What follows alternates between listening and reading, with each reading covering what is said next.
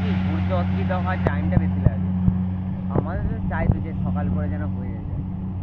Time বেশি লাগছে না, এবার জমি হিসেবে টাইম। হ্যাঁ। তারপর কারো ধান পড়ে গেছে,